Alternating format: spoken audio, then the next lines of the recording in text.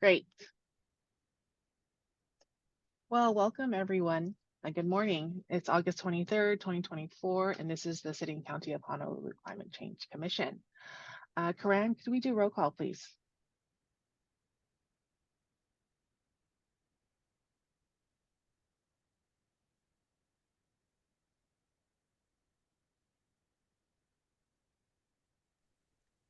Chair Islam? Yes, present. Vice Chair Otsuka? Present. Commissioner Aligado? She's here. She's here. Can she hear me? Commissioner Romine? Present. I saw Rosie unmute, but she's here. Yeah. She's here. Okay. Yes, I'm present. And Commissioner Oleson, did I pronounce that correctly? Olson, yes, here. Also Olson. My apologies. Chair, you have a quorum. Great. Thank you, Karan. Okay. Moving on to agenda item number 3. We have a few meeting minutes to approve. So let's begin with the June 21st, 2024 meeting minutes. Is there any corrections or discussions from the commissioners?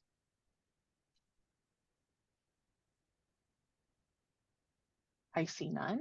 Okay, great. I will just note for the record that I was not present at this particular commission meeting. If there is no discussion or corrections to be made, could I get a motion? So moved, Chair. Thank you, Brad. Is there a second? Second. Thank you, Rosie. Great. All in favor, please say aye. Aye. Great. Aye. Excellent. The meeting minutes for June 2024 have been approved. All right. I'm going to move on to the July 19, 2024 meeting minutes. Is there any discussion, remarks, corrections from the commissioners?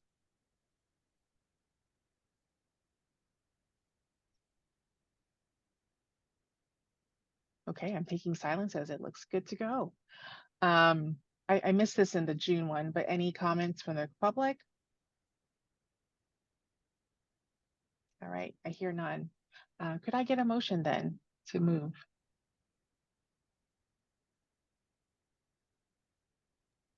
I'll motion, Chair, for the July meeting minutes to be approved. Second that. Great, awesome. Just rolling along. All right, all in favor, please say aye. Aye. Great. Thank you all. Chair, real quick, I just wanted to Mhm. thank staff at the city too for catching us up on the meeting minutes. It's very helpful. Thank you.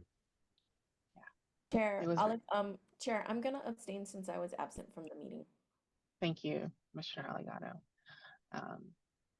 Perfect. So if we could note that, and then we have a motion and a second, and we had all 3 commissioners in favor. So I think our minutes for July 19, 2024 are approved. Great. Okay, now moving on to the kind of meat of the agenda. We are at item number 4. We would like to welcome our newest commissioner to the commission, Dr. Kirsten Oleson. Dr. Oleson replaces Dr. Victoria Keener's seat on the commission. She's an ecological economist, and holds a position as a professor at the University of Hawaii Department of Natural Resources and Environmental Management. She works in diverse and interdisciplinary work with a focus on using the power of economics to help address environmental policy and climate adaptation problems. Dr. Oleson, would you like to share a little bit about yourself to the commission? Sure, thank you so much. I am really excited to have joined the commission. Vicky's shoes are big ones to fill, but I look forward to collaborating with fellow commissioners and all of the folks in the Resilience Office and the public who joins to really engage with some of the pressing problems that climate change poses to our city and county. Yeah, I have a lot of catching up to do. I know the learning curve will be steep, but I look forward to the opportunity to contribute. Thank you so much. Great. Thank you, Dr. Oleson. Any remarks or comments from our commissioners? Great. Anything from our public? Well, Dr. Oleson, we look forward to having you here and to get the work done. All right. We are now going to move on to agenda number 5, which is a report on activities of the Office of Climate Change, Sustainability, and Resiliency. I'd like to welcome Director Gonzer to share some updates. Aloha, good morning, Chair, Vice Chair, Commissioners, and members of the public. Matt Gonzer, Executive Director for the Mayor's Office of Climate Change, Sustainability, and Resiliency. I just want to start off by echoing the Commission's welcome and a mahalo to Dr. Kirsten Oleson. It was excited by Mayor's appointment and Council's confirmation just earlier this month. So welcome aboard and thank you again. Related to commissioners, there is also another resolution that is 2/3 of the way through. This is resolution 24-194, the appointment of Dr. Kealoha Fox to the Climate Change Commission. It passed first reading on August the 7th, and then just this Wednesday at the Committee on Housing, Sustainability, and Health, it was passed, and this is towards the next, and we would presume final hearing and confirmation on September the 4th. And the reason we're talking about another appointment is because we're also bidding aloha and mahalo to Dr. Rosie Allegado, who has served on the commission for many years, 2 plus terms, a little bit as a carryover through this transition process. And we thank her for all of the meetings over all of the years since her first meeting, February of 2018, and all of the production and coordination and leadership as chair as well over the years. So thank you, Dr. Allegado.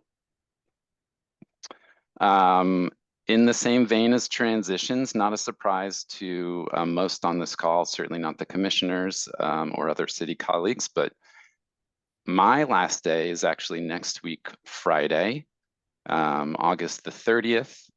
I will be transitioning and rejoining my wife so that we can be a family in one place together again in Los Angeles in next month. And it has been an immense privilege and honor to be with the office since the early days and for 7 years at this point. And a big mahalo to Mayor Plangiardi for the opportunity to serve as Executive Director and the city's Chief Resilience Officer since January of 2021. But what I'm more excited to share are these other programs and project updates, which is really the intention of this agenda item. So we'll go across the board with updates from 4 of our programs. First and foremost, our food security and sustainability program. We're very excited to revisit some important COVID relief money that was put out in 2020 with some rapid partnerships and engagement with public housing and the building of edible gardens at about 8 different locations all around this island. Our program manager is actually en route up to Haleiwa to look at and assess one of those gardens. We have this project underway to assess the success, the condition, the property management, the resident engagement. And this is a partnership project with Dr. Raj, actually in the Department of Urban and Regional Planning up at UH. And I'd be happy to share both the original news release and a very inspirational project video for the record later after these updates. But in essence, the point is to revisit these really important social and sometimes sustenance and affordability investments in community to see how we can learn from them in hopes of expanding these partnerships and investments in other locations as well. From our energy program, in our building benchmarking program, this is year 2 of reporting, and we are coming up on about 5 weeks until the extended due date for buildings 50,000 square feet or larger. This is year 2, if you recall. The first year was 100,000 square feet, second year 50,000 square feet or larger, and then next year would round out the first reporting for all buildings 25,000 square feet or larger. One of the reasons we extended the deadline from the normal due date of June the 30th was because we were cognizant of a desire to make it even easier for those that need to report. And we slowed down a little bit, did some additional investment and partnership with Hawaiian Electric, and we now have a new portal for obtaining whole building electricity data, which is really a huge success and we think a nation-leading resource for building benchmarking programs. So a big shout out to our energy efficiency specialist, Marissa Kunch, and all of her work with Hawaiian Electric and our contracting support. Still in the energy program, we are in the throes of launching the climate action plan, and we would look forward to providing more information in subsequent meetings. But primarily, we're excited that just this week, there was posted a community engagement partnerships notice of funding availability. We will put the link in the chat. And for anyone that is interested in learning more about that opportunity, all the information will be at the state procurement website. And if there are questions, they route through our city purchasing office division. This notice of funding availability solicitation closes September 20th at 10 a.m. Hawaii Standard Time. Moving to our hazard mitigation and long-term disaster recovery program, just last month, we delivered mayor's approved first ever framework for a long-term disaster recovery plan to the City Council. So this was an initiative that was envisioned in the city's Oahu Resilience Strategy. It's actually Resilience Action 19. We, over time, worked to secure FEMA funding to do this project. COVID obviously slowed things down through the transition. The efforts were underway and additionally informed, obviously, by the tragic disaster that was the Maui wildfires last August. But the work was underway before that, recognizing this need for really thinking through the resourcing, the decision-making. It doesn't outline sort of a future land use vision post-disaster, because that obviously is acutely related and specific to any particular event. But we learned a lot of departmental engagement, and a lot of stakeholder engagement throughout. And I'll put the link to that plan in the notes as well. And now we're off to thinking about some of the next steps from that. Still within the same hazard mitigation program, we're a couple of weeks away, and we've been taking the prep steps and some additional public communications around the city's annual community rating system recertification. Community rating system is a program of the National Flood Insurance Program. It is meant to incentivize going above and beyond minimum flood management practices. The city a couple of years ago was admitted into the program at a class 8, which means for those that carry flood insurance through the National Flood Insurance Program, they additionally benefit from a 10% annual discount on those policies. And we look forward to maintaining and hopefully over time increasing the city's rank, which then additionally affords greater discount, but really primarily if you're getting greater discount, that means we're all collectively doing better around flood risk reduction, which is really the primary desire. And if you're interested, we are the only state in the nation where all counties are community rating participants. So all 4 counties with Kauai County joining just last year. And then lastly, in the climate adaptation program, we've discussed in past meetings the development of climate change design guidelines for city CIP projects.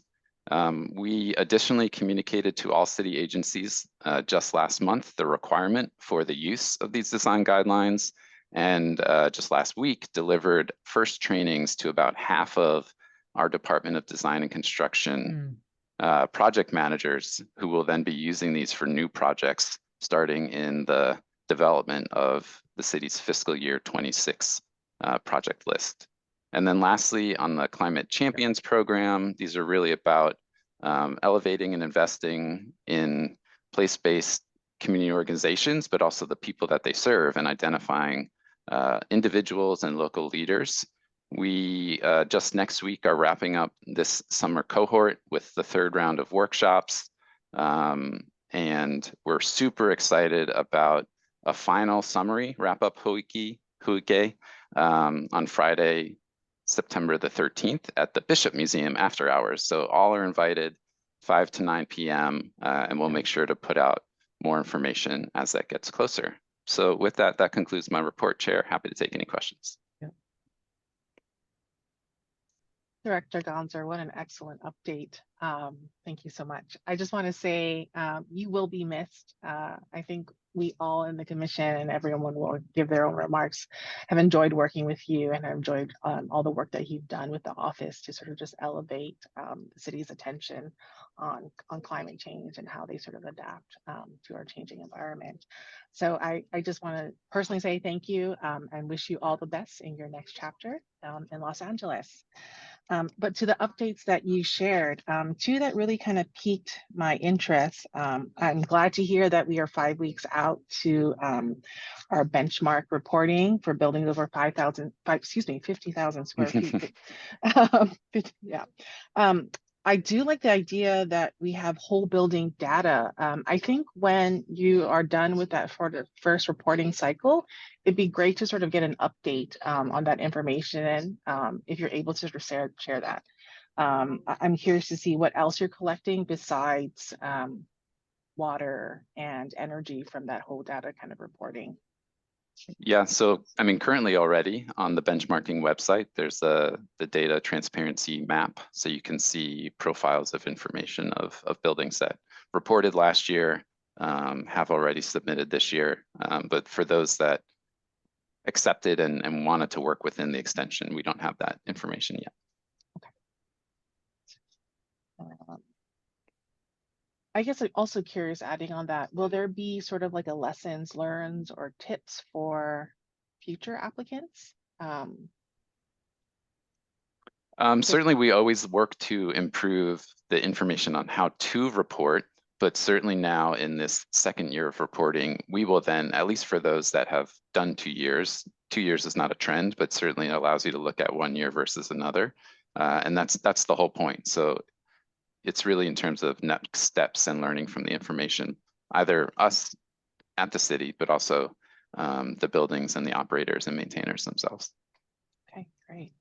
And the last thing I just wanted to ask, and I know you talked about it at the last meeting, it's about your climate change design guidelines for public CIP projects. I'm glad you did your first trainings. Is this resource publicly available? Not currently at this point, but okay. I think we could consider that moving forward. And really what it is, it's sort of a 3-step, very easy Excel-based resource that guides you through looking at maps data and understanding climate risks and exposure. It talks about the different kinds of strategies, and then it walks you through potential solutions to address those risks and produces a report. It does not negate designer expertise and human decision making, right? It's all about making sure that we're informed and equipped with all the information that also gets balanced across, priority investments. What are the resources available to do the investments, and then any community council or administration priorities as well. Okay. I think, as a professional designer myself, it might be useful to just see what this resource is, particularly those that work in partnership with the public sector. Great. Well, again, we would envision it. So following the lead of other cities, I mean, you can see New York City's on version 4. Yeah. You can see the sort of exec order that describes who, how, why, who, all the question words in terms of the application and implementation of those. We're just not there yet. Okay. Okay, great. Well, if there is anything that the commission can also do to help maybe provide additional guidance to that or expansion, I think please have your office let us know. But that kind of concludes my comments. I want to just again reiterate, thank you again for your service and wishing you all the best of luck. I want to move on to our commissioners now. Vice Chair Osuka, any comments? Yeah, Matt, I just also want to thank you so much again for your service. I know often being a government worker is a thankless job, and sometimes it's easy to focus on sort of the negative things. But I want to thank you for all of your time and dedication to the CCSR office, but also to the commission. So thank you, Matt.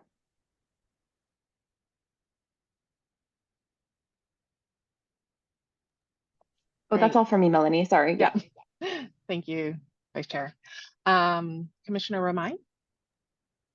Thank you, Chair. Yeah, I want to echo those thanks to Matt for all your service to our communities, to the city, and our time working together goes back beyond that to working with Sea Grant. It's been a real pleasure. You'll be missed for sure. So thanks for everything, and best of luck in your move and transition. I in particular want to congratulate the city on completing the long-term disaster recovery plan. It would be great to get a report out on that if somebody from the city is willing. Is that Sarah that was the lead on that? That's correct. Okay, great. Well, thank you for all your work on that, Sarah, and the whole team. I think it would be good to have some discussion with that as well, as to where the commission can further assist in next steps around climate-related disaster preparedness. Let's call it. So yeah, just a request maybe for one of our meetings to come. Thank you. Thank you, Brad. Still remember being at your PhD defense. Long time ago. Long time ago. Great, thank you, Commissioner Romine. That's an excellent suggestion. We'll add it to the list. Commissioner Aligato? Thank you. Yeah, I also want to add all of my gratitude to the roles that you have been playing for the city and for this commission. I think you stepped in as, you started as, I think that we had like the assistant director, and then you became the head cheese. And I think I wanted to say that you really brought calm balance to the role, and really helped us to transition as we became like a very brand new commission. And I think we've now become much more established. And so I think I just wanted to recognize that you played a huge role in helping our commission and the office really become a functional and important and integral part of the city's action and how it functions. As you know, we are an advisory board, but I think that we have been very effective, in my opinion, at providing information that's timely and necessary and future looking. So I really want to thank you and recognize you, Matt, for the work that you've done in creating and building the team that really supports this commission. And also, similar to Brad, I also remember you from when you were with us in Hawaii Sea Grant and lamented that you left us, but I'm really glad that I had the chance to work with you again and wish only the best for you and your family. I also want to echo, as far as the updates, that we definitely should, when it is appropriate, glean those really important like updates that and activities that the climate change OCCSR produces, and invite them to come and share out in our commission meetings. So not only the suggestion that Brad spoke of, but I also want to say that, when the large over 50,000 square feet buildings, dashboard and report comes out, I think it would be a great idea to also invite them to present on that, and perhaps also invite folks to respond, other stakeholders for whom that could be a really important piece of information for them to be able to comment on. So thank you. Sure. Thank you, Chair. And I think current chair and current vice chair also are starting to understand the legacy that you've left as chair of the commission, and just sort of the structure and file management and all the cheat sheets and operating procedures. So thank you for helping to establish all that work as well. Great, thank you, Commissioner Aligato. Commissioner Oleson. Yeah, thank you so much. Well, it's going to be nice to have a partner in LA. I hope that you can bring some of the island spirit to a much larger city, and that we'll continue to glean knowledge from you. You could come back and help us with any insights that you learned from trying to manage a city of that size. I'm sad I won't be able to work with you in the coming years as a commissioner, but I think your choices are wise, and I hope that it's a great transition for you. Yeah, and thank you very much for ushering me onto this commission, and obviously all of the work that you've done. Thanks, Dr. Oleson. Certainly also appreciate all the early day work of General Progress Indicator, Aloha Plus, all the working with your students up at NREM when I was at the university and even at the city. So all the partnerships, certainly we don't need to go one by one for any more of this stuff, Chair. Thanks.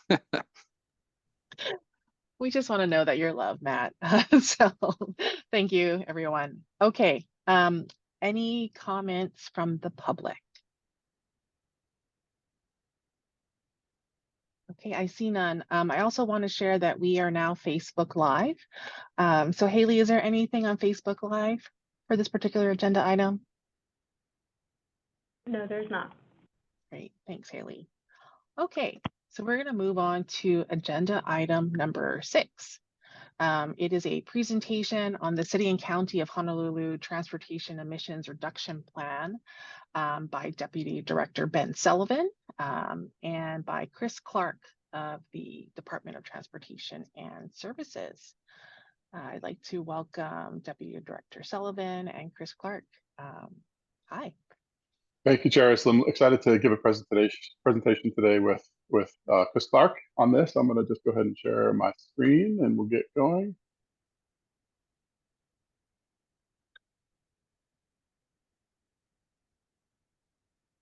Can everyone see the screen that we have shared? Yes, okay. I can see that. Yes. So this is a project that has been long in development. It was initiated by DTS years and years ago and was brought forward by funding that was provided by Oahu MPO and a local match, importantly, by Ulupono Initiative. So we're thankful to all the parties that enabled this to happen. This is the Energy and Emissions Reduction Plan for Transportation. So I'm going to jump right in. Chris and I are going to kind of tag team this a little bit, and then we'll have a few moments for questions after we complete. So diving in, our agenda here is really kind of give an overview of what this work was about and discuss some of the findings and then really give some Q&A for you all. So very straightforward. I'm going to, again, there's quite a few slides, so I'll move forward. This is some background, the citation in terms of the requirement for this plan. So the Department of Transportation Services shall prepare an energy conservation and emissions reduction plan for city transportation systems, which shall include methods to meet state greenhouse gas reduction and clean energy goals. So that provides the important foundation. And this right here is a summary of the tasks that were undertaken for this work. So you see, it's quite a diverse array of things. I don't know, Chris Clark, if you want to give any additional comments as to kind of how this evolved, perhaps just to give the commissioners an idea of what the history of this plan was in terms of evolution. But before I do that, I'll note that Chris and Nicola Hedge and others have been involved in this for several years through the development, and I only took it over in the last year to help complete it under with ICF as our consultant. So Chris, any initial comments before we keep going? Yeah, just like you mentioned, this is a charter requirement. So it's a new plan. So it's the first one we ever did. And, at the time we developed the scope, these were items that we were aware of that we thought would fit in this type of plan just based on the kind of direction that was included in that charter language. So pretty broad, and certainly other things could be here as well as we know more. But I think it's a great start. So that's kind of how we got to where it is. But this is a charter requirement DTS plan, but we are grateful to Ben and his team at their office to be able to support and program manage and help us, because some of the elements aren't strictly DTS, so really important to get a full city and other agencies involved. Thank you, Chris. So one of the very first tasks is shown here. So really looking at transportation emissions reduction targets, trends, and mitigation strategies.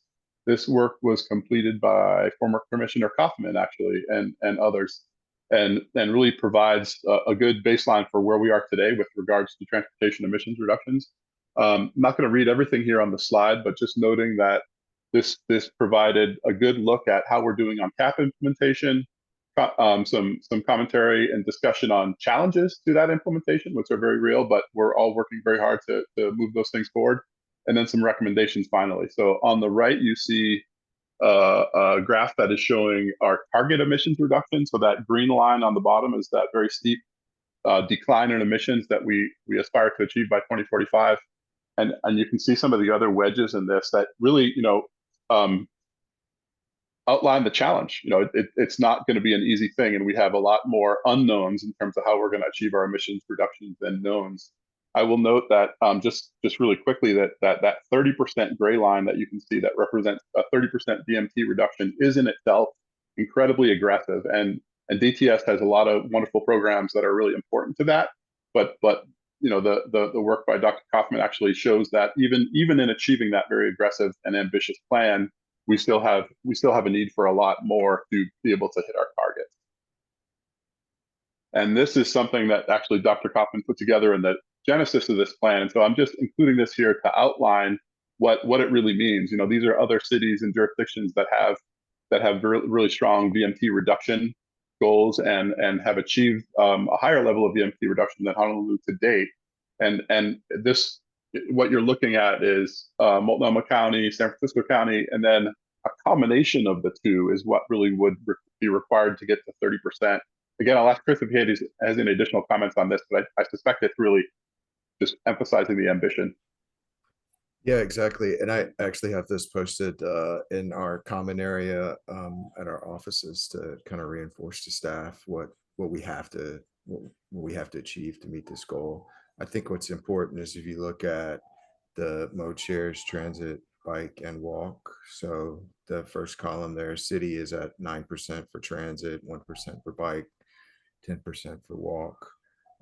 But what we have to achieve to meet what's in the target in the slide before is on the far right. So our transit ridership would need to go from 9 to 29%. So we need to triple. Bike use would need to quadruple. Walking would need to more than double. So these are not small changes in behavior and are going to take significant investment in order to achieve. So it's nice having policy, but if we really want to do this, we need to make investments, and that kind of feeds into some of the rest of what Ben has queued up next. Thanks, Chris. So, while looking at the difficulty of that, we also wanted to reflect on, the really powerful agreement that was achieved as a result of the recent settlement. So with HDOT really focused on creating a transportation emissions plan that gets us to zero by 2045, we hope and expect that this will be a significant shift in terms of the available funding. Those details have not been fully fleshed out yet, but it's a very exciting moment to see what has happened and what is going to happen going forward when you look at the agreement that was published as a result of the settlement. So really creating a reduction plan, including ground, marine, and air transportation, and really, again, back to VMT, including interim VMT multimodal expansion and Vision Zero goals, as well as electrification. And we'll talk about a little bit more about some of those things as we move forward. So maybe the last thing to highlight is really this third item on the bottom of the page: revised transportation programming and budgeting process. So back to what Chris was saying about really needing to resource this effort. We're hopeful that this can be part of the solution, but that's all to be determined. So this was another task within the work underway under this program. And really what this did is it looked at different facility types and their real life cycle emissions, so that we have a way within the city to start using decision-making tools like this to help inform some of our capital investments. And we're at the really early stages of this, but this provides like a preliminary foundation for us to start to understand this in regards to our capital investments. I'm not going to go into too much detail, but it's something that could be in the future incorporated more robustly into the climate change design guidelines and other opportunities. And it really does help us look at these projects in a different way. So understanding both the embodied emissions associated with the materials and whatnot, but also the emissions implicated by the usages of the various facilities. I've covered. Chris, any additional comments on this, or should we just keep rolling? No, I think that's a good summary. Okay. I think the next slide's mine too. Yes, sir. So just wanted to, this is sort of put your money where your mouth is component of the project. So obviously the city has a large base of employees, and we want to make sure we can, make some investments related to supporting them to make some behavioral change decisions in how they make their commute. And so what we did is outline some elements that would be, both the logic for it and some elements that would be really critical to help us to make some of that transition just with our own workforce. And so we have funded beyond this plan, we've actually gone into implementation. So we just executed a contract this last week with a local company, Ulu High Tech, that's going to provide some of the support for our TDM implementation. And so we have funded $1 million a year for 5 years to include not only just our internal city, but other TDM implementation that would be public facing and would also subsidize van pools and other elements that we know work. And so one of the pieces of that is we want to make sure to support the city employees. We have piloted for several months now a monthly transit pass that is loaded on city employees' badge. And so if they opt out of getting subsidized parking, so if you see under the equity component, historically, obviously city and state employees, many employers provide parking. And that's really, that costs the city a lot of money. And so what we've done is for an employee that opts out of that parking, that we were providing them with a monthly transit pass. And so they don't have to pay for their monthly transit pass as an option for them. And so the goal is to roll that out to the entire city. And then there are other components to this as we remodel our parking structure. We want to add technology there so we can better control and perhaps offer daily parking or other kind of parking products for employees so they can make more real-time decisions instead of having to decide on a month-to-month basis.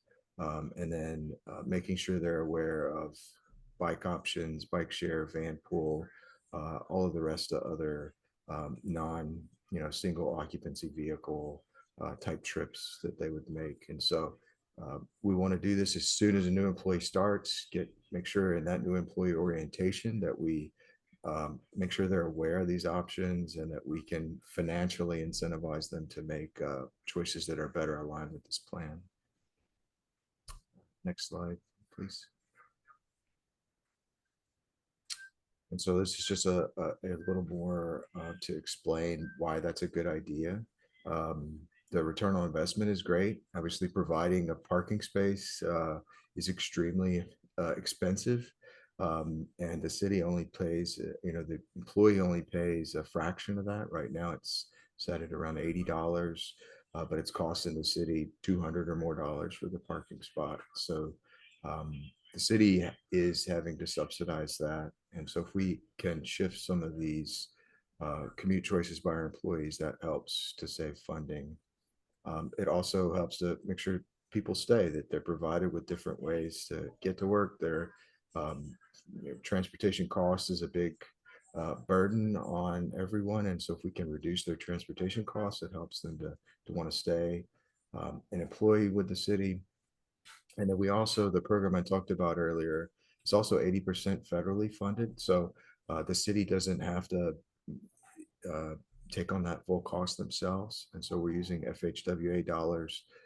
If we get, and for instance, if we get van pools that are operating, we can report that to FDA and get money back through formula. So the more that we can kind of shift this, that helps to make the city's bottom line positive. Another element of this that we did with this plan as a test, and so this is one of many plans the city's working on, but we wanted to include here just kind of a test location. Obviously, we've started to install transit priority lanes For many years, we had Hotel Street, but we constructed King recently, and then Kuhio has been awarded. We expect to go to construction this year, but we're looking at other opportunities, not just for transit priority lanes, but for signal improvements and other ways that the bus can talk to the signal to speed up traffic. When we propose those ideas, generally we get tons of resistance from the traditional like traffic engineering community, significant opposition to making those kind of improvements. So we wanted to spend a little bit of effort here to show why it works. So we picked a local corridor, Nimitz Highway, one we have a lot of transit service on, and what would happen to regular single occupancy vehicle travel. Would it completely be gridlock if we were to take some of that right away and some of the priority in the signal and give that to the bus? So we did that work in this plan, and we wanted to use that as a tool before we have a project to be able to go out and communicate with the transportation engineers and make sure that they were aware of kind of the impacts of that. And BRT and transit priority is really important so that we're building that trunk of the Skyline rail system, but we really got to make other investments so that we can get people to the stations. And so this plan helps cue up why that's a good idea and communicate that. And we're continuing to work to identify these corridors and bring to the public other corridors that we think are important for providing the bus with some priority. So that was a piece of this work. Another key element is our parking pricing. So the city owns about 4,000 on-street parking, single space parking meters. We have about 4,000 off-street, and then there's another 100,000 free parking spaces that are throughout the island that are on city streets. And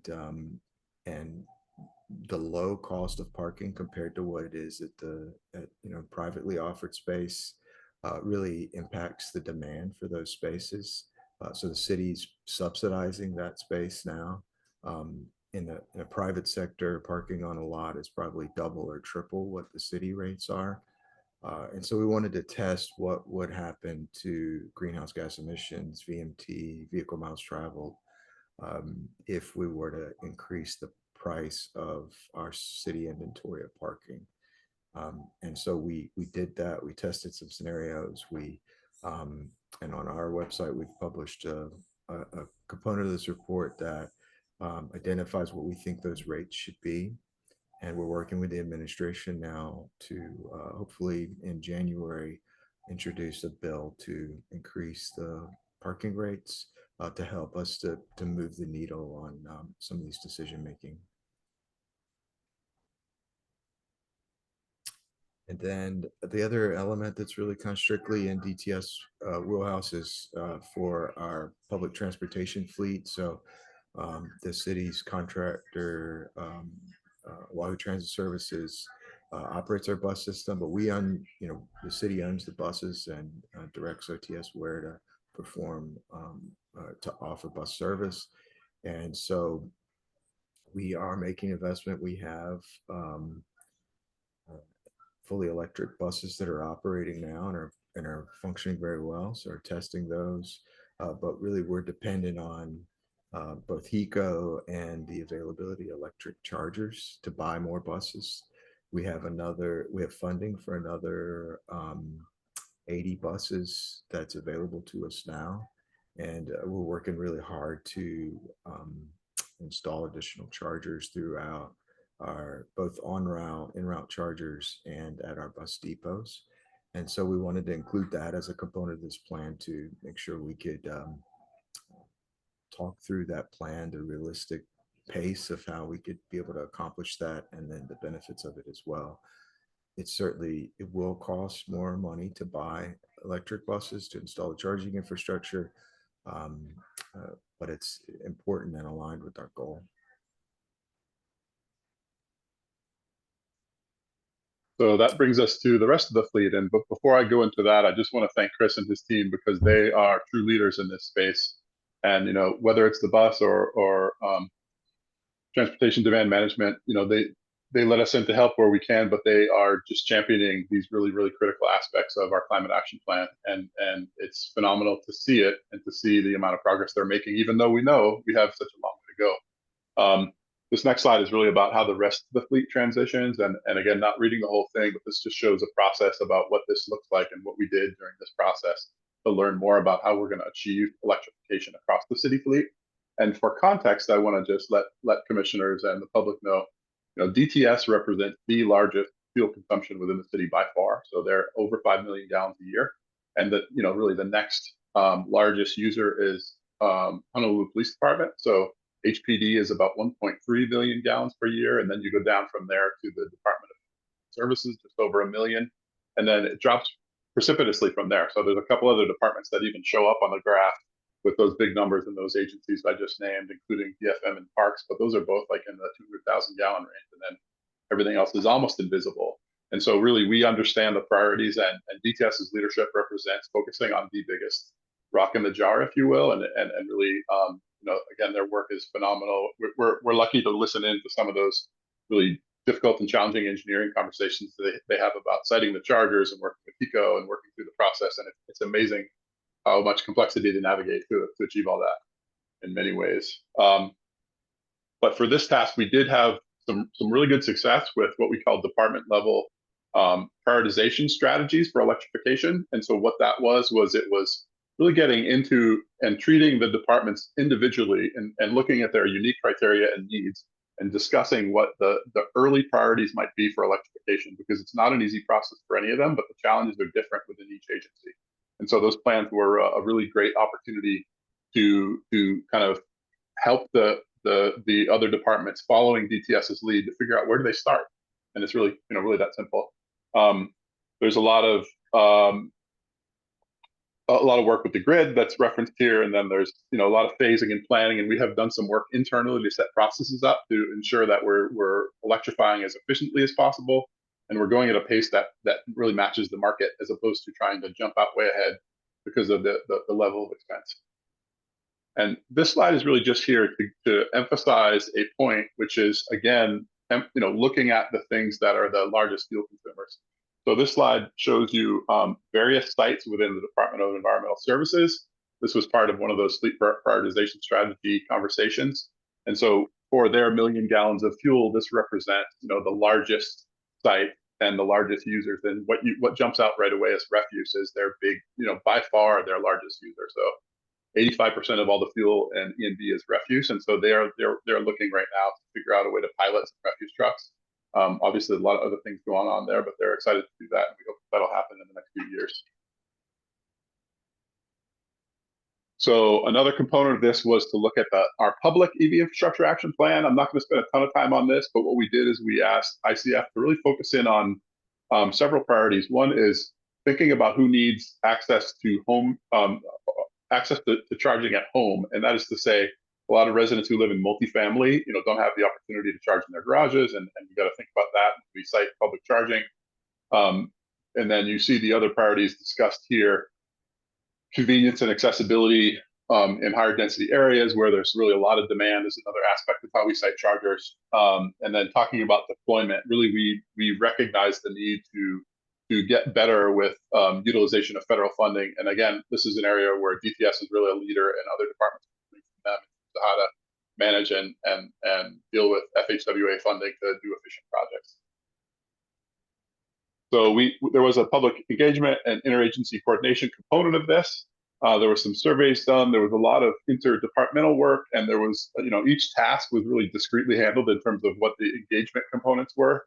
And one of the things I'm really excited about is re-engaging on a broader level with community when we actually get into our climate action plan update. So I'm actually just going to zip to that. We've been going for a while, but last thing here, we're almost to the end. We wanted to show you a look at the number of actions complete within the existing climate action plan and what some of those ongoing actions are. So, you know, I think it's important to note that there's a lot of work going into the bike and pedestrian plans that DTS has. And then Chris mentioned the use of dedicated bus lanes and the Kuhio lane coming up. He certainly talked about TDM as an ongoing project as well, an important one, as well as the elimination of parking minimums, which obviously has been something, with Bill 2 that we began and is continuing forward with other parking initiatives. So I'm not going to, again, I'm feeling like we need to wrap this up given all your other agenda items, but I want to just perhaps end with, before we open up for questions, to talk about the fact that CCSR is currently positioned and nearly complete with the contracting to update our climate action plan. So we will be embarking on the 2025 to 2030 climate action plan in the next several months. We have a contractor almost selected, so no announcements yet, but very, very soon we'll have a signed contract and we can talk about who that is doing the work. And as Director Gonzer indicated, one of the things that we are most excited about is this notice of funding availability to work with community-based organizations and really fund them and let them lead some of the frontline community engagement, which we expect to be a really critical component of this. And it's a great opportunity because of the generous funding from EPA, whereas in the past we haven't always had the ability to offer up funding to outside partners. So can't say enough about how excited the team is about this. And really just another shout out to the CCSR team. Our climate action planners and our energy team is really, really working hard to make this the first time we do this really a transformative way to look at our planning processes and to lead and to really give community the reins in terms of how we can do better with the things that we're doing across the city. So that is the end of our presentation, and we'll certainly welcome any questions. Chair Islam. Thank you, Deputy Director Sullivan and Chris Clark for your excellent presentation. It's very informative. I'd like to reserve my comments to the end and ask Vice Chair Otsuka to start with any comments. Sure. Hi, Ben and Chris. I just want to thank you for all of your hard work on this project. I really see this as like 8 separate planning efforts, and the fact that you folks were sort of cohesively trying to tie each and every one together with regard to looking at our emissions overall and seeing this as a multi-pronged sort of effort and lots of strategies, I think is really, really great. Chris, I just wanted to say that I'm so glad you emphasized the need for more investment. I know we have a lot of plans, but let's make plans into action. And I'm a big believer in our values. Our budgets are a reflection of our values. So if we continue to invest in more roadways and things that help make it easier for people to drive alone more often, that's really not helping our climate cause. I wanted to know, Chris, in the capital improvement budgeting process tool, or more broadly in your efforts, whether you're looking at sort of rejiggering how we see projects as successful. So I'm thinking specifically about moving away from level of service. So how does a project impact car traffic and moving more towards people throughput? So how do we move as many people as efficiently as possible with our limited roadway space? So that's my first question. Yeah, thank you. Sorry, I didn't see your question in the chat earlier, but to answer the question you just asked, I feel like we were kind of ahead of the curve here slightly. We probably 3 years ago released a traffic impact assessment guideline, and any TIA that is reviewed by DTS, our comments are exactly aligned with what you just said. We're encouraging so we review basically TIAs that come with any kind of new development.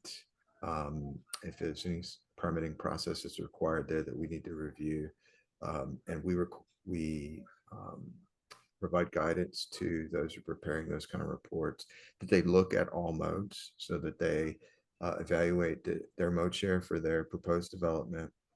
We want to make sure that the number of parking stalls they're providing with the development balances with what they're saying in their mode share. Often they want to provide way too much parking. And then in their traffic study, we look at the impacts to all modes. So we have them calculate, like for instance, level of stress on bicycles, comfort for pedestrians. And so they look at what mitigation they would need to make so that they can have those other modes elements of the project included. If they construct it or they pay us to construct it or it's otherwise made so that it can support their development. And there's a learning curve associated with that, but we're working hard to kind of work with the community and move in that direction so that we can on the front end measure the things that really matter to us. And then regarding your question that's in the chat, we do also provide, for city employees at least, we do provide business purpose holo cards to each division and department. So it's not for every employee, but even for the employees that drive to work, if they need to go on a trip by bus, we provide them with at least 2 cards that they can go to their division secretary and get access to. If they need more than that, and they're using them more frequently, we can provide additional ones. But we already want to make sure that they can easily take the bus for a business purpose trip today. And this has been one of, some of my it's really puts a smile on my face. Often I've seen, been on the bus with our director and deputy going to a meeting, or with Ben, other people, where when we're actively using the bus on a business purpose to go to a meeting, I think it's fantastic. And both the operators, they see the director, they know the director's going on the trip, and we see other customers there as well. So we're trying to do that. We're trying to live that ourselves. And I have one more question, but I can wait for the other commissioners to go first if you prefer that. Up to you. I don't want to eat up too much time. Yeah, I think, sure, we'll circle back with you. Yeah, thank you. Commissioner Romine, any questions? Well, just want to thank Chris and Ben and the rest of the team for all your hard work and report out on this. Great work. The numbers about bicycle, maybe that was more broadly multimodal use, really stood out to me. I think that was 1% of all rider share. I mean, well, that's kind of a depressing number. I guess maybe the hope there is that it's a lot easier to double, triple, quadruple 1% than it is, say, 10%. So I hope the city will keep concentrating on that. I do see new bike lanes going in. I'd be interested to know if there's some survey work on public perception of those bike lanes. I mean, my feeling, and I think I hear this from others, is that some of those lanes still don't feel really safe, really protected really well for riders. So I hope that's something the city can continue to concentrate on. Among all the great work you did, I didn't see any mention of the rental car industry and rental cars.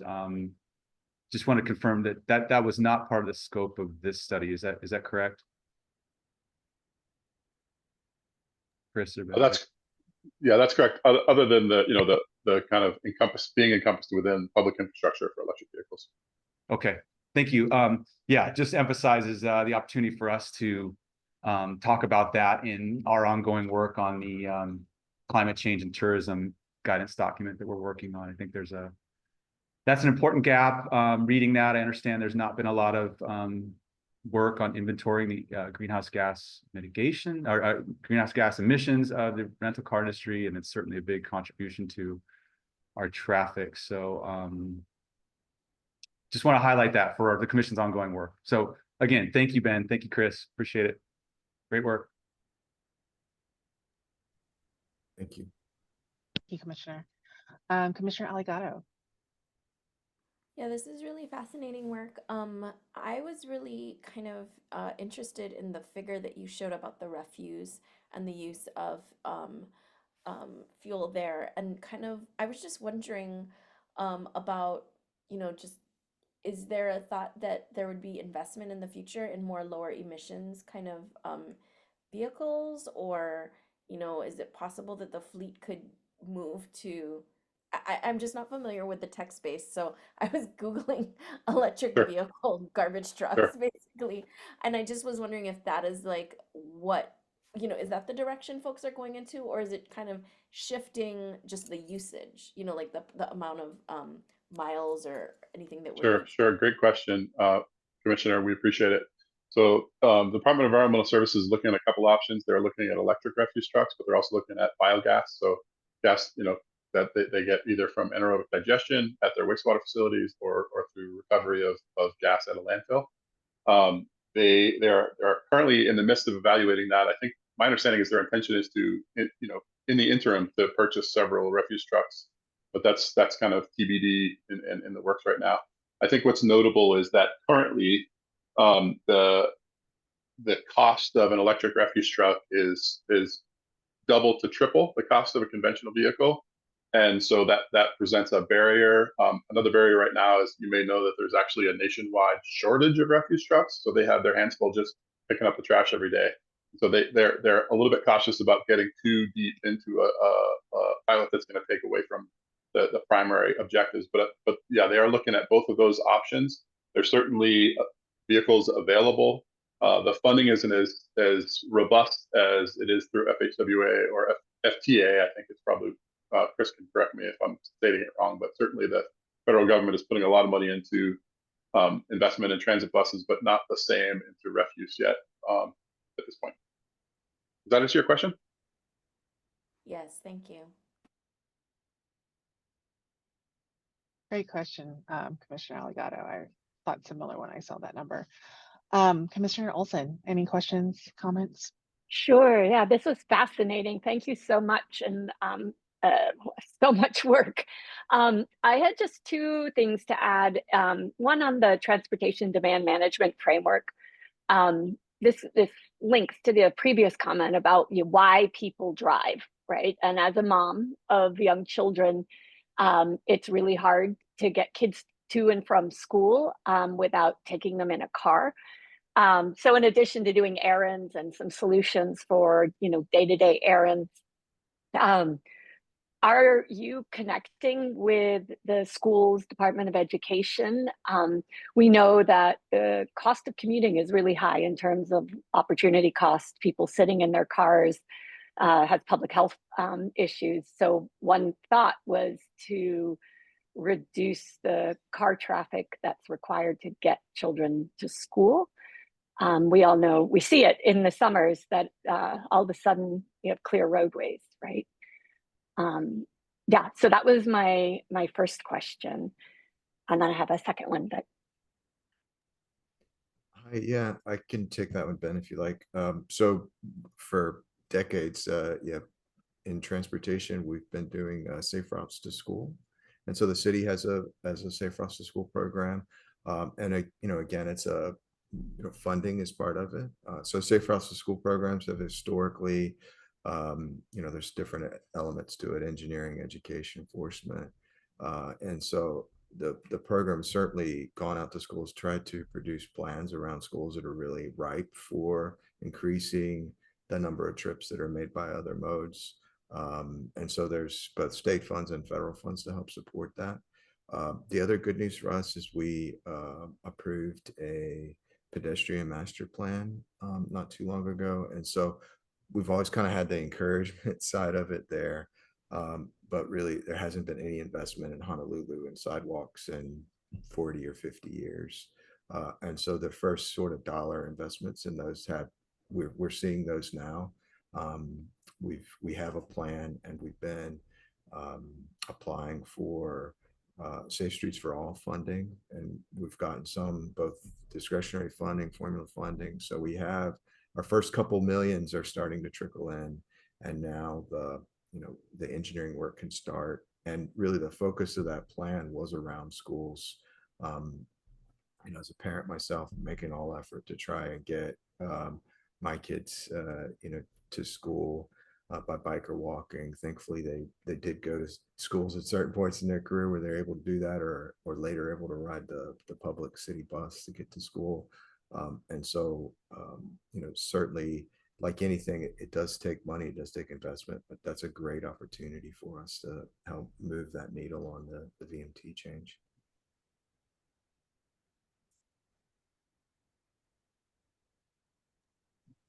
Commissioner Oleson, did you have a second question that you wanted to ask, or?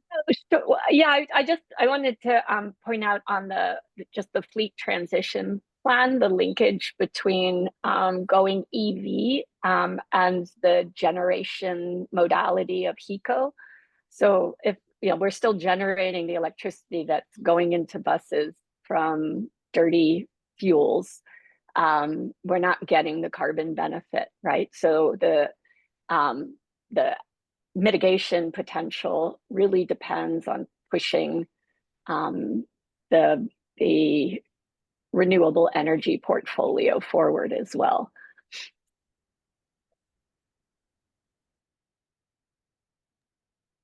Thanks, Commissioner Olson. We certainly keep our eyes on that. And I think one of the interesting facts in this case is that there are significantly less emissions associated with these electric buses as the grid is now than there is with diesel. But we look forward to improving that further as HECO moves forward. Great, thank you, Commissioner Olson. I just want to echo great comments from my fellow commissioners. Just sort of thinking broadly when I looked at this, particularly, I understand it requires more capital to increase our infrastructure and kind of achieve all of these goals. I'm wondering, in sort of this planning and just in the discovery of all of this, has there been any broader thinking about how we can redesign some of our communities and our districts to accommodate these needs?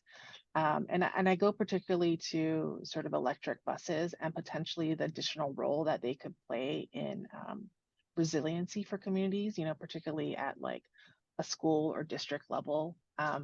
I personally am not so familiar with where the city depots are for charging the electric buses, but I wonder if the city starts to think about expansion of the electric bus fleet, if there could be discussion of integrating some of those resources more within communities so the network is smaller, and then those batteries that are in the electric bus then begin to become sort of a backup energy source for that sort of broader community. Obviously that speaks to larger infrastructure improvements, but that's sort of the way my mind thinks about how all of this can be kind of connected. So maybe it's more of a comment than anything, but I'm just really curious. Like, I know this is the first of the plan, but how do we sort of see this sort of folding out into sort of larger kind of broader community improvements? Well, I can talk about the bus side of that. We do have a fleet plan that we update at least annually. And so that's sort of new. So there's a lot of action happening in real time with buying of buses and installing of chargers. So it's something we gotta, we kind of had one slide, simple slide here, but it's like 100-page plan that we're regularly kind of tweaking the numbers on. Our primary depots are Pearl City and at Middle Street.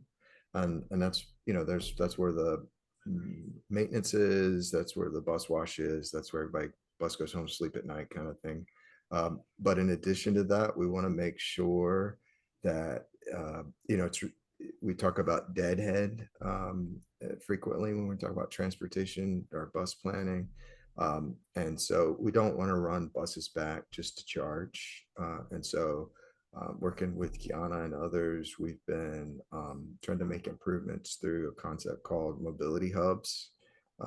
And so we have one that we're funded to go to construction on this year. Pearl Ridge is kind of a first example. So we'll be right at the rail station. There'll be bus shelters there for people to wait comfortably while the routes connect. And then there's also 3 chargers for bus that will be installed there so that bus can charge en route. And we have probably another 7 or 8 other locations. Currently, the NPO is studying one in Haleiwa and the other Kapahulu and Waikiki.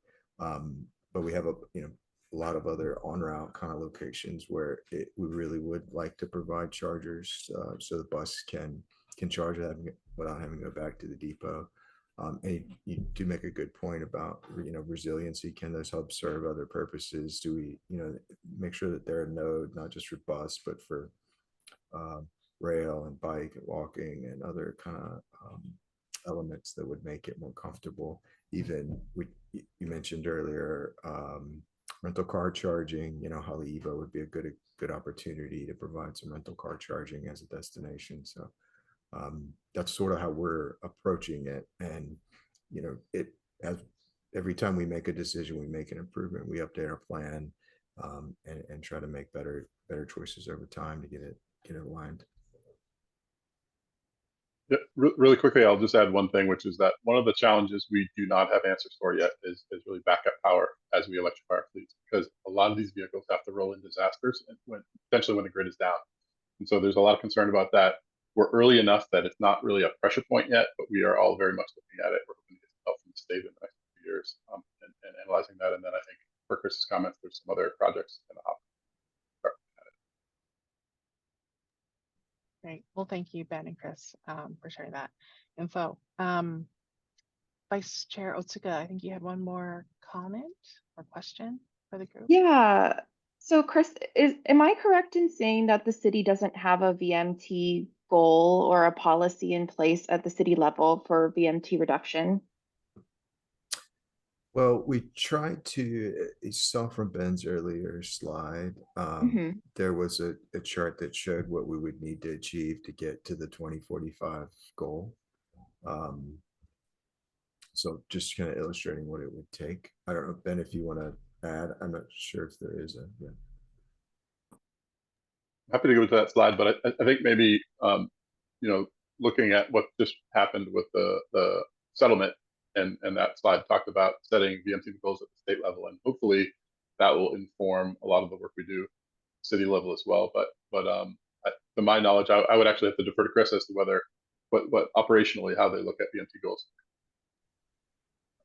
Yes, we don't have a island-wide VMT goal that I'm aware of. The reason I'm asking, and Melanie, I promise this is the last thing. The reason I'm asking is I'm trying to figure out like how the commission can support your office, Chris, and as well as Ben at your office in achieving this huge need for a reduction in greenhouse gas emissions related to the ground transportation sector. So it's something I was thinking about was like if it would be helpful for us to write a memo or a reso to city council, sort of urging you folks or urging city council or the mayor to adopt a VMT reduction goal.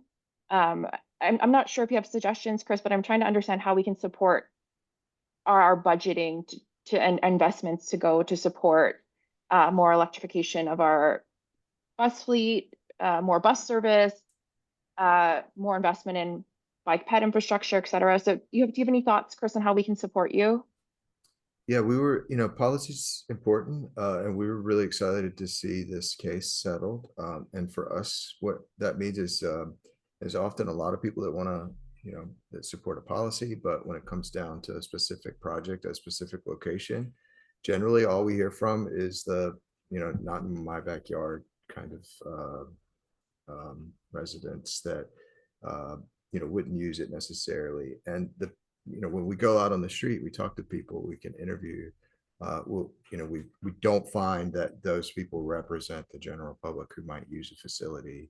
And so for us, we really need both those who were involved in the lawsuit, this commission, everybody. We need you at the project level. Policy is one thing, but we really need at the project level. That's where this dies.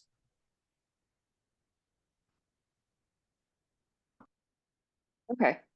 We have Melanie, we have an agenda item, and I think that we're going to discuss in terms of what actions we can take as a commission. So that's really good information to know, Chris. Like, how can we support at the project level and submitting testimony and comments in support of some of these things? Yes, that is correct, Vice Chair. That is agenda item number 8. So great. I just want to thank you, Deputy Sullivan and Chris Clark, for this excellent presentation. It was a great discussion by all commissioners. I think there's more follow-up that we'll do, but thank you again. So I just want to move on to our agenda. We have about 4 more items, and it is now 10:30. I think because we started a bit late, I'm going to try and push us to 11:15. I do hope commissioners, I guess a general question, does anyone have a hard stop at 11 o'clock? Okay, great. So we'll just keep moving on, and I'll be cognizant of the time. All right. So we are going to move on to agenda item number 7. Melanie, I think you have to ask Yes. if there are any public comments. Oh, thank you. Thank you, Kiana. No I problem. apologize the time. Are there any public comments regarding the presentation by Deputy Director Ben Sullivan or Chris Clark from the Department of Transportation and Services?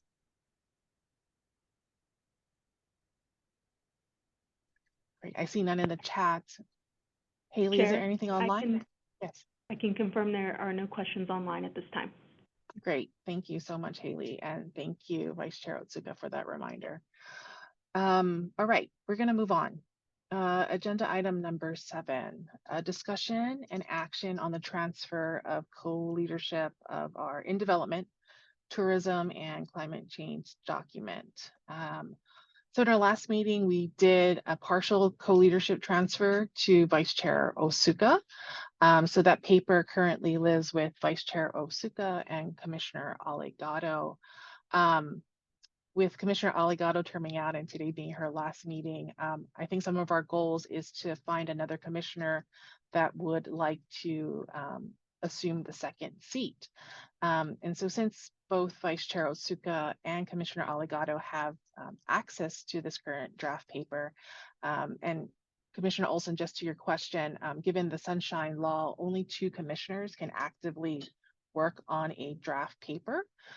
So they have full access. They're able to communicate to each other only then until they sort of have the draft ready and want to discuss it. Then we as a whole commission will review it online in a very fun and interactive way. But going back to the main topic, if Vice Chair Otsuka and Commissioner Aligato, if you would like to give sort of an update as to where the guidance paper is, what are the next steps, so that we as a commissioner can understand that work and understand who might want to be the next co-lead.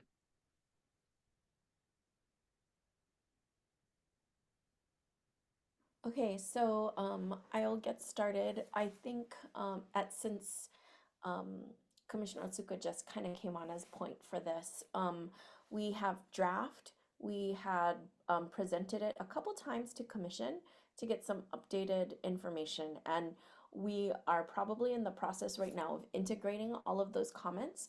We identified some content matter experts for external review, which we did send out. And we received comments back. I think I did want to note that HTA does have new leadership now under Aaron Salah, so we may want to reach back and offer that if he has any additional comments, we would be happy to take them.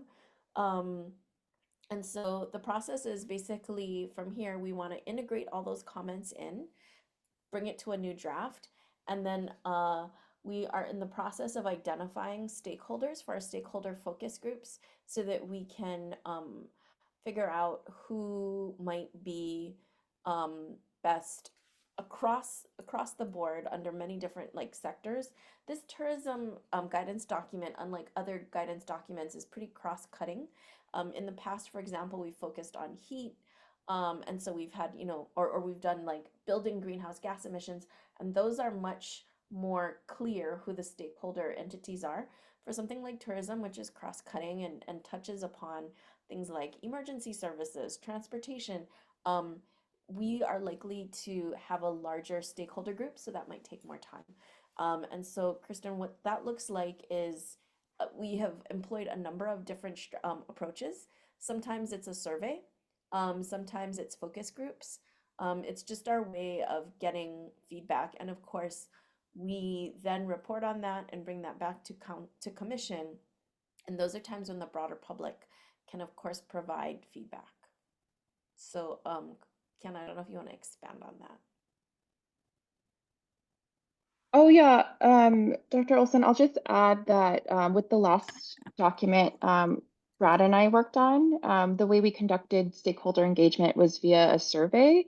And then we offered to folks if they would like to meet one-on-one with us, they're welcome to. So I think we had Brad, 6, 7, or 8 folks respond to the survey, and then we had one one-on-one virtual meeting with someone who was interested in talking story with us.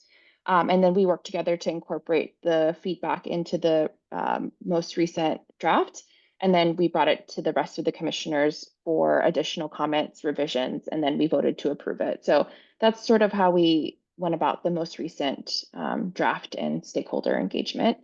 The only other thing I'll add is I was hoping to add a few more things to the document before we take it out for additional stakeholder engagement. So I had someone reach out with regard to food and ag and then also invasive species. So I was hoping to add a little bit more in that. And then I wanted to add a little bit more, I think I put this in the chat, a little bit more into the transportation section. I signed up to co-chair this, or yeah, co-lead this, because I wanted to add things, but it's certainly not my area of expertise.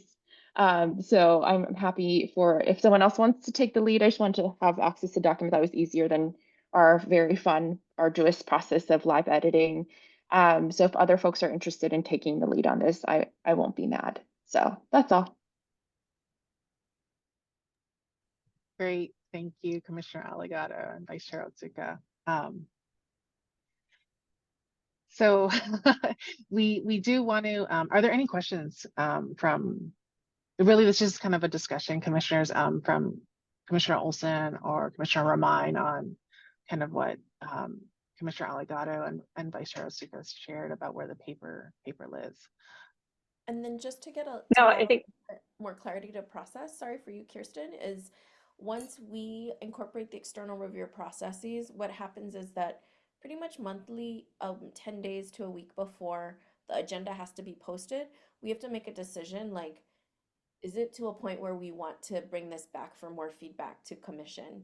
If it is at a point where we're like, okay, this is like a draft as opposed to we still haven't incorporated all the external reviewer comments. If it is a draft, Karan and staff, or it doesn't necessarily have to be Karan, but OCCSR staff will send the commissioners out the materials for the meeting, which is the agenda, any correspondence from the public, as well as the most updated drafts of any in progress guidance documents. And then you basically have a week to edit it. Is kind of how it's been. And so if you have a you have after that period of time, but that's when you get access to it. And so we'll bring it back. We have live editing sometimes if it's agendized. And then if you have further comments, you're more than welcome to add those further comments and edits. Karan will then send it back out. So the main idea is that we cannot be per sunshine law unless we are and this has to do with the size of our commission. If we were a larger commission, the number of commissioners who could work on a document might be larger, but it's 2 at a time. So Karan really and OCCSR are really our vehicle for moving documents in a sunshine compliant way. Thank you, Rosie. That was excellent update. As you know, Kiana and I are still understanding the background process. Looking at the tasks ahead still, what would, maybe for Kiana, what would be your best guess as to when we might be able to wrap this document up? I guess we've had about 4 commission meetings before the end of the year. Do you think that's feasible by the end of the year, or just need to get through some of these steps to have a better sense of that? Oh, that's a great question. I imagine we'd be able to wrap it up by the end of the year. I think it depends on what the co-chairs of the guidance document decide on their stakeholder engagement process. I think a survey is much quicker, and offer to meet one-on-one is quicker than trying to plan like a proper like public meeting. You know, I think it depends on the strategy we end up choosing for engagement. Okay, thank you.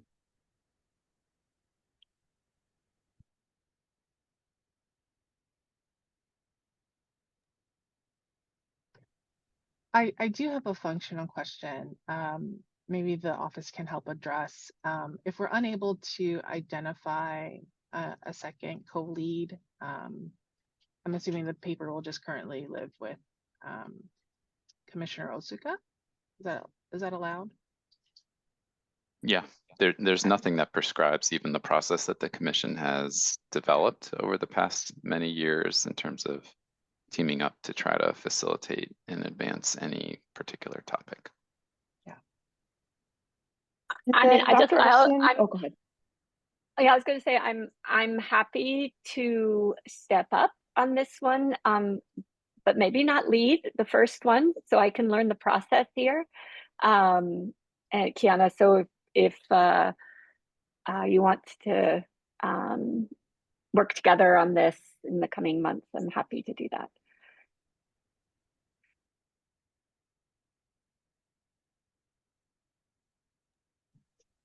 Thank you, Is Commissioner anyone Olson. else interested in co-leading?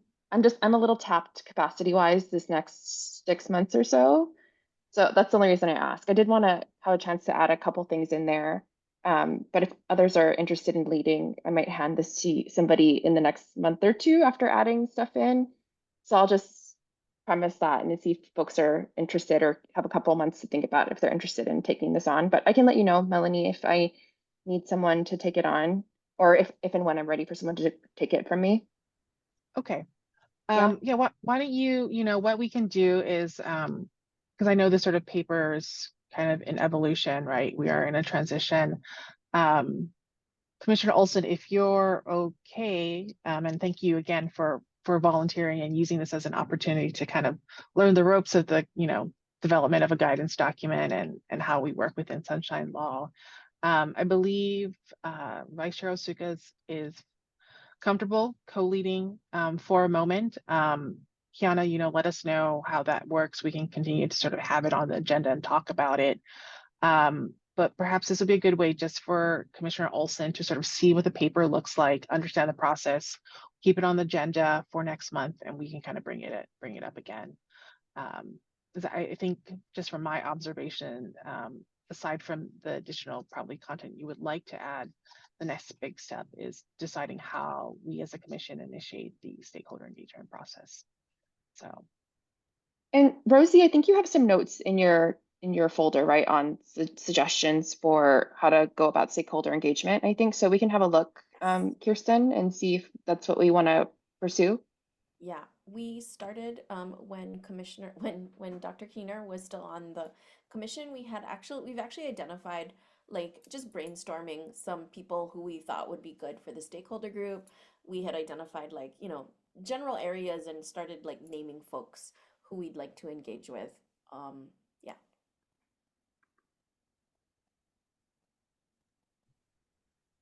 Great. So I think just for documentation purposes, the current seat that is with Commissioner Allegado will be transferred to Commissioner Olson. And Vice Chair Osuka and Commissioner Olson will have access and will be developing the next phase of our tourism and climate change guidance document.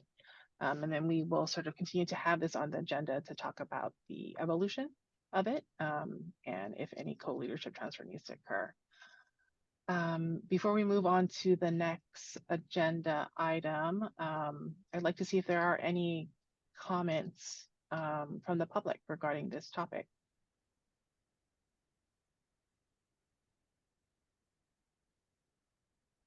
I see none appearing in the chat or any hands raised. Is there anything on Facebook Live, Haley? There's none. Okay, great. Thank you so much. All right, so I think we're good with this agenda item. We are going to move on to agenda item number 8. And I had brought this up the last commission meeting, mainly because we are kind of in evolution, right? Commissioners are transitioning, new commissioners are coming in. And I wanted us to have an opportunity to really just have some ongoing discussion.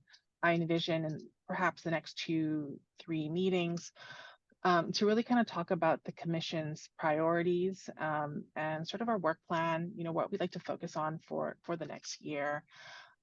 Historically, let me just take a step back. Our charge, right, as a commission, it is really to provide the latest science and information as it relates to climate change effects to the city, provide advice to the mayor, the executive departments of the city. Historically, we have done that really through the development of these guidance documents, and we have a handful of very excellent documents that have been useful, have been, I believe, used by OCCSR and other offices. But just sort of given, kind of the nature of, I think, who we as individual commissioners are and how we understand perhaps that maybe some other methods might be useful, I wanted to just to have a discussion with you commissioners about your thoughts of other ways in which we could potentially convey some of this information to the city executive offices and departments. So I have some thoughts, but I am curious, and I'll share my thoughts. So we have talked a little bit, Vice Chair and I have talked a little bit about how could we as a commission perhaps provide more testimony, whether it is in support or as a comment to some active legislation that is moving forward at the state and or council level. We understand that, given sunshine law, it sometimes makes it challenging for us to be as nimble as required, particularly during state legislation time. But I think it's an opportunity at least to show some support. So that was sort of one opportunity that I thought we could talk about. The other, which was formed through an HRS, and I believe other commissions and boards have done this, is establishing a permitted interaction group. They call it a PIG. And really, it's a group that is obviously one, it becomes an agendized topic, but it has a specific focus that comes out of a group, an organization like ourselves, the commission, to study and focus on something or to sort of act on behalf of the board. The focus needs to be very specific because if it goes outside of that realm, it potentially becomes, subject to sunshine, what have you. So in our case, it could be, one or two commissioners, very similar to the style that we have for the in-document development, but focus on particular items. And then other ideas I had was, are there just maybe more short memos or briefs or presentations that we could do to the city and executive boards? So I think this also speaks to, I would love to start developing kind of just a list of potential invited speakers and related topics, so we could have more broader kind of outreach and engagement. I think that, at the very core, the purpose of our commission is to convene discussion, and so it at least provides an opportunity for the public to hear more about potentially new ideas that are going on and sort of how that could be applied and developed for our city. So I'm going to stop talking. I'm going to open up to the group. I'm just really kind of curious to hear your thoughts.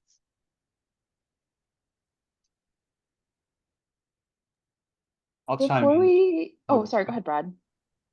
Kiana, I'll go to you first, please. Just really quick, Melanie and Rosie, since you folks have been on the commission the longest, I had a conversation with Dr. Kaufman about the emissions reduction plan because she's an author and a previous commissioner about like what folks were doing before with regard to taking action. And she mentioned that the commission was submitting testimony, and I wanted to know the structure in which you folks did that to sort of inform how we might be able to do that and in the most nimble way possible that also follows sunshine law. That's I all. would maybe defer to Matt to kind of like provide some insight as to the timing of how we have to agendize things. And then I can Yes. provide about how we got together and wrote the testimony. Yes, happy to do so. Any of the past historical testimonies on city council bills, I don't believe there's any history of the commission submitting testimony on state legislation. But all of those past city council testimonies were done through the meeting process, similarly where drafts were agendized, shared out, and then finalized. And then the facilitation and the logistics was between CCSR and the chair at the time for signatures and getting it into the city system. And we certainly are not the advisor to the commission on ensuring compliance with sunshine. There is a deputy corporation counsel, Courtney Sue Ako, who I know the chair and the vice chair are connected with. And in short, to use some of their language, the purpose of sunshine is not nimbleness. It's about open, public, transparent processes and ensuring that everything is done above board and everyone knows what boards and commissions and elected officials are doing. That doesn't mean there aren't other means to become to speed up processes, but I do also want to obviously acknowledge that it's our staff that then needs to facilitate any of the logistics for meeting prep, ensuring compliance with sunshine, posting agenda, sharing out documents, etc. So we would certainly want to be part of any of that hoped for processes moving forward. Okay, so then what Matt said is totally right. Like I think the biggest factor for us is being able to time it. Like if we're aware of when something is coming up, if it's agendized early on, the place where we would want to put testimony in, that gives us time to say, okay, we're gonna agendize it. Then generally speaking, what is most useful is if one of the commissioners volunteers to write that draft of testimony, and then we bring it as, so it's not only agendized as, okay, um we're going to well, what happens is we identify it as an issue that is germane and relevant for the commission to write testimony for. One of the commissioners may volunteer to write a draft for it. It's agendized, so then we bring it to that meeting, and we work on it in public right there, and then we finalize it and then send it around. The OCCSR sends it around for signatures or what have you, and then it gets submitted. Generally speaking, the chair is the one who submits the testimony, not OCCSR. And yeah, I can answer any additional questions about that. Question about So, that. go ahead, Matt. Go ahead. Thank you. So the first time, say a bill is heard, this could be at the city or state, we'd want to have some testimony prepared for that. What would be the process then? Say we get that done, get it in through all the processes we have to go through. What's the following process then the next time the bill gets heard? If we want to adapt that written testimony some, do we have to go through a whole public process again to maybe change just a few sentences or,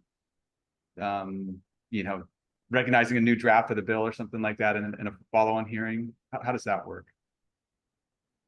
I would think we would have to agendize it, bring it back to the commission, just so that everything is honestly transparent, right? Because we are a public board, it would have to be subject to public input. So what Rosie said is correct. The challenge is timing is everything, right? Right now, in the past, we've been meeting once a month. Just particularly, at the state level, things just move a bit faster, right? And there's a particular time in which ledge is active. And I think additional tasks would probably be asked upon us as commissioners, if, for example, it is something that we want to track more closely, we want to be involved, at least to support policy or legislation out there. I think having some focus on particular bill topics that we'd like to focus on and then actually tracking them is probably an agenda topic that we, and at least in my opinion and experience, we would have on every single meeting, right? To know like where the bill is moving. And then maybe to your point, Brad, we as a group could decide what is a strategic time to provide testimony, right? Whether in for, against, or comment, to perhaps remove some of those additional steps. So, Okay. Yeah. Thanks for that. I am supportive of us getting more involved in city and state legislation and testimony. Okay. I can offer to help, particularly on the state side. I'm connected with the State Climate Commission as well. Work closely with Leah Laramie, so I could help track as we get closer to that season bills that may be of interest to this group as well. Great, that's excellent, Brad. I'll just share that I also sit on our AIA's Hawaii State Council. So we track bills from a building environment standpoint that crosses a multitude of things. So potentially, some joint efforts to cloud source this or workshop all of this information. That's Great. Excellent. Vice Chair Otsuka. I have a couple of questions and ideas. So, and maybe we can ask this question to Courtney, Melanie. So can we submit the same testimony if the bill doesn't change, even though it's a different committee hearing, for example? I think maybe good question for Courtney. And then my last two questions, one, maybe a way around this timing issue, and maybe again, question for Courtney is, how the state ledge, and I'm not as familiar with like city hearings, but the state ledge publishes their long list of bills that have been introduced. Maybe that's the point we write testimony and try to have a meeting to review the testimony before the bills are even introduced. That might be a way to get around sort of the initial list. And then my third comment and or question was maybe, and or like with the introducing of bills, maybe the point at which we can submit testimony is right before we're in this weird period where the ledge is like, great, we like this bill, but the governor hasn't signed the bill. So maybe our testimony goes to the governor to say, hey, Governor, Climate Commission supports or doesn't support this bill that you are either going to sign or not sign into law. So those some ideas of trying to not get around, but trying to work with the really rapid movement of state ledge session. So maybe you can follow up with Courtney and or folks have thoughts or comments on those. I'd be keen to hear it. Yeah, I think it'd be a good idea to follow up with Courtney just on kind of essentially reuse, right, of a testimony letter. So if you want to start drafting that email to Courtney, that would be good, since we already have a dialogue with her on this item. Commissioner Alicado. So I just want to encourage you. Courtney used to come to every single meeting that we had, but we kind of got used to it and weren't making mistakes so much, so she didn't have to come. But I want to put as an option that you can invite her to come back, and Okay. you can agendize, like, having her give a short retraining session on sunshine laws. That might be good once maybe the new commissioner is onboarded as part of that. And as part of that process, you can then ask her these questions that to get clarification on. So that's one suggestion I have. The other suggestion I have is that in my experience, you can take slightly different approaches to city council measures versus state legislatures. Like the city council ones, I feel like they get calendarized, we have more lead time. Sometimes with the state, the legislature, there's the lead time is a little bit different. So just consider if you want to make a process for like city council measures versus state kind of things. And always, the last thing I was going to say is always remember that it is also important that you can submit individual testimony. And that is something that in the past our commissioners have done, is that we've also, if there isn't enough time, we've submitted individual testimony that was very similar and probably would have been something that the commission would have said, but we just perhaps didn't have enough time to agendize it, bring it to the meeting, and do it through sunshine. Those are great points. Thank you, Rosie. Matt? Just to reemphasize, though, I know Commissioner Alicado meant this in the submitting of the individual testimony. It's in the individual capacity, not as a member of the commission. Yes, thank you. I think this is all really, really great. I think, yeah, developing a policy and whatnot is important. So what should we do? We'll just keep notes of these things, right? And we'll bring this up at the next meeting and talk about it a little bit more when the new commissioner comes on board.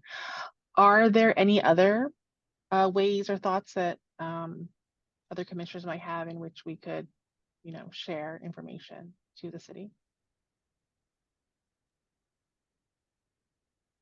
Go ahead, Brad. Melanie, I think you mentioned maybe doing shorter memos. I think that's an interesting idea, especially to be responsive to more current issues that pop up, impacts that may occur to the city that we want to kind of respond to. These guidance documents can take a year to get through.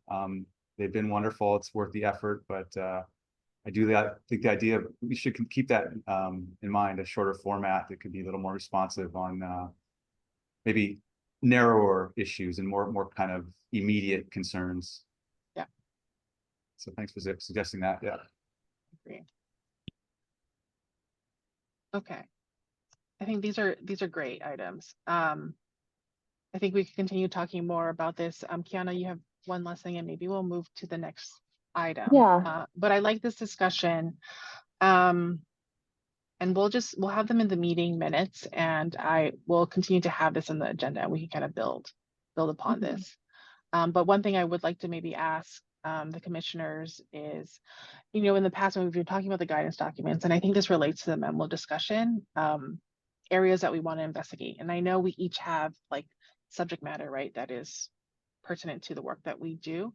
I'd like to just kind of broadly understand what that might be. I have been, just so you guys know, looking back at all of our guidance documents and sort of seeing what kind of recommendations that have come through it. I've started sort of like a large Google matrix. I'd like to maybe share that out at one of the meetings as a screen share, just so we can sort of see that. But there are a lot of great topics that have emerged that maybe it's worth revisiting. So, but Kiana, go ahead. Yeah, just one last thing. I know Haley from the CCSR staff was sending us sort of hearing notices for climate change related items. So Matt, I know you folks are sort of at capacity, but I think that would maybe help us, Melanie, the commission, kind of decide what we want to write testimony on potentially, if the timing works out. So if that's possible for us to continue getting those emails, I think that would be really helpful.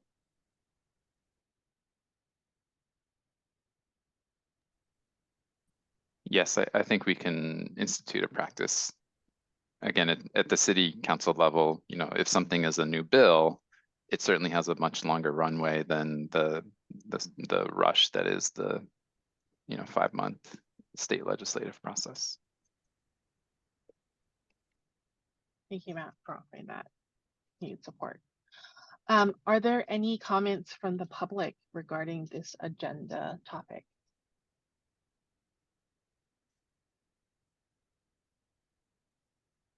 Haley, is there anything online? There's none. Okay, great. Perfect. I'm going to move on to the next agenda topic, if that's okay with the commissioners. All right, great. So we're on agenda number 9. We have 5 more items to get through, but they're rather brief. The next one is to really kind of talk about our next series of meetings. So I think as of now, we don't have a next meeting on the books, but we have in the past been meeting at like a monthly cadence, generally around the 3rd or 4th Friday, and generally between the 9 to 11 sort of hour. I would like to get our meetings booked out for the next 2 quarters, just so we have it as a general placeholder. But most immediately, if it's possible, I would love us to kind of try and schedule our next meeting, primarily because we were hoping to have a few presentations from some individuals. And then I also do want to try and engage Dr. Fox as soon as possible when she gets confirmed as well. So I believe some dates that we are looking at in September, the 3rd and 4th would be the 20th and the 27th. Yep. I don't know what that looks like for people's calendars. Okay, and I wanted to clarify, we were looking at Friday, September 20th from 9 to 11. I'm gonna put this in the chat. And then Friday, September 27th in the afternoon from 1 to 3. Oh, it was Friday the afternoon. Are you unavailable on the morning? second one? Yeah. I see. Okay. 27 from 1 to 3 p.m. Is there a preference by Commissioner Roman or Commissioner Oleson on availability? Are you both generally flexible? Yeah, thanks, Chair. I'm available on the 20th, not on the 27th. Okay. And how about you, Commissioner Oleson? Are you available on the 20th? Either day. Okay. I prefer the morning, so I think let's book the September 20th as our next commission meeting from 9 to 11.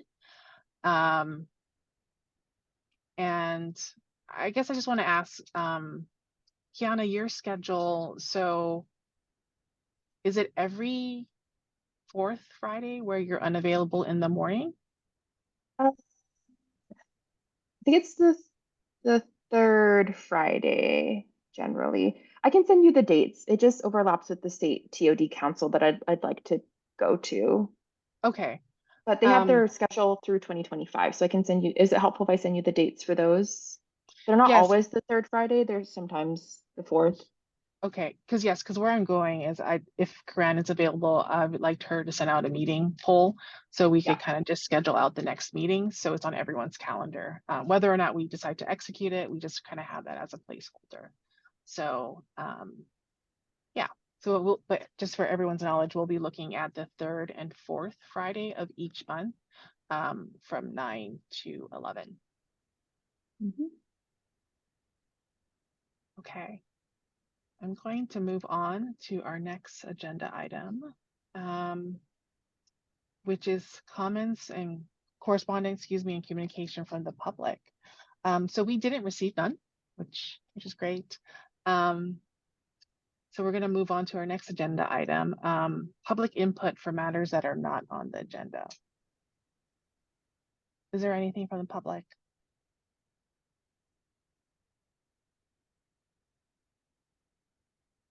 Haley, anything online? Nothing online. Okay, great. Thank you, Haley. Well, this brings us to our second to the last. It's just a general announcement. So since this is, I'm going to call you Chair Aligato because you have been our chair for such a long time. Last meeting, I just want to thank you for all your years of just dedication and just excellent work to the commission. It has been such a privilege to be part of the commission while you have been leading it. And I know there are huge shoes to fill, and your resources have been so helpful for us and just in this transition period. So I just want to thank you, particularly for your work in equity and kind of bringing that lens to the commission. I have started to relook the equity commitment that we all made, and I still keep in the back of my mind that we want to be more public physically, have these physical meetings. So I would love us to continue doing that, but I just want to thank you again for your work and your continued sort of work in making Hawaii and Honolulu just a better place. So thank you. Thank you. Other commissioners, are there any other announcements, things you'd like to share? Go ahead, Brad. Just want to echo those thanks to Commissioner Aligato. It has been a pleasure and honor working with you through this commission. I'm very happy that we have an opportunity to continue working together through the university, but it's been really fun and yeah, again, an honor in this format. So thanks for all your years of service to this commission and to our community. I did want to make one brief announcement. It's something I could follow up on if folks wanted more information.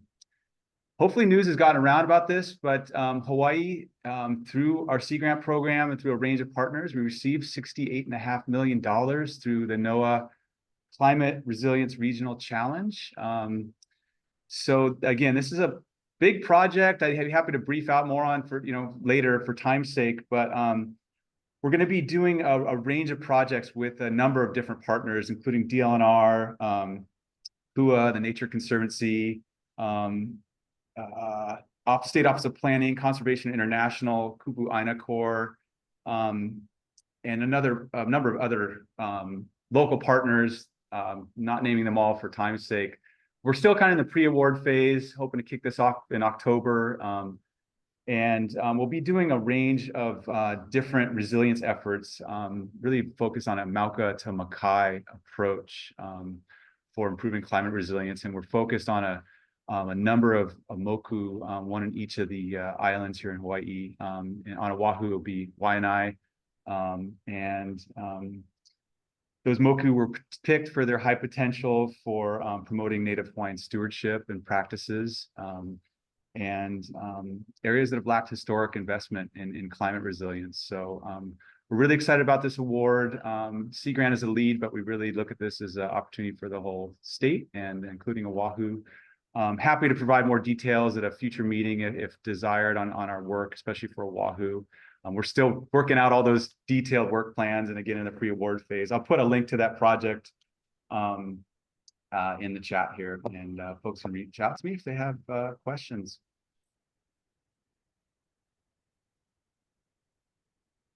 That is all. Thank you. Excellent. That's great, Brad. Commissioners, feel free to unmic if you need anything to share. Oh, I have my monthly announcement about the state electric bike, electric moped rebate. So the moment you're eligible, if you participate in low income assistance program, if you don't own a vehicle or if you are currently enrolled in school, college, or university, that makes you eligible for up to $500 off or 20% of the total retail price of an electric bike or electric moped.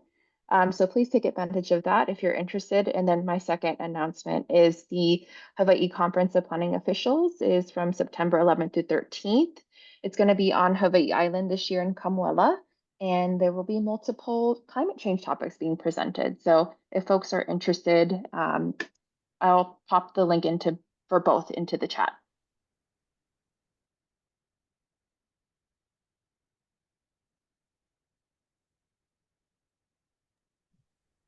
Great. Well, if there are no more announcements,